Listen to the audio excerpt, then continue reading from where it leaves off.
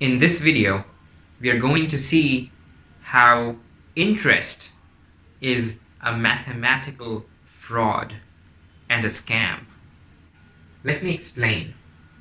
So let's assume that this circle over here represents the universe, or it represents some sort of enclosed boundary. Let's say this is a country or something of that sort, okay?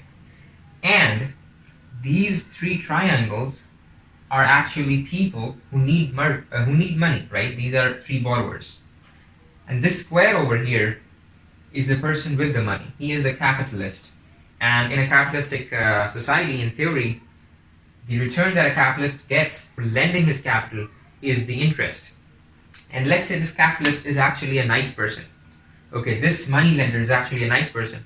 And he lends out money at only 1% interest, okay? At only 1% interest, which is a very low rate, right? 1% is a very low rate. Now, let's say this person borrowed $100. Alright, so each one of these three people borrowed $100 each at 1% rate of interest, right? So when the time comes, this person has to pay back $101 back to this person, right? He similarly has to pay back $101, and the third person also has to pay $101.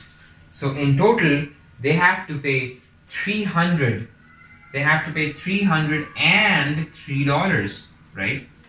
But how will they pay back $303 when the total amount of money in this area is $300? When the total amount of money in this universe, in this country, is $300. So where will those $3 extra come from?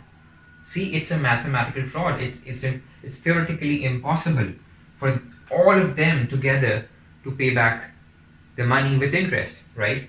So for example, the first one does pay back $101. The second one also pays back $101. So now if you remove, so the total amount of money that's in the system is $300, right? 100, 100, 100. And if you remove $202, which these two people paid back, so if you remove $202 from 300, you get 98, right? So there's only $98 left.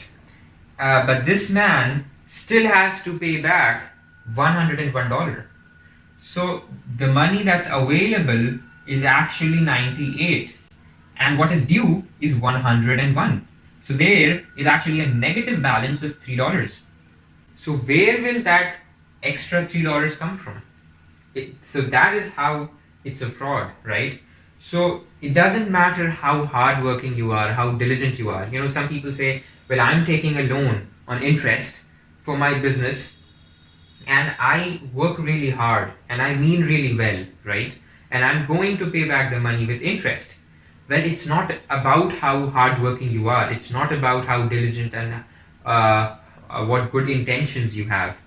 It's theoretically impossible for all the people to pay back the money with interest, regardless of how hardworking and how honest they are.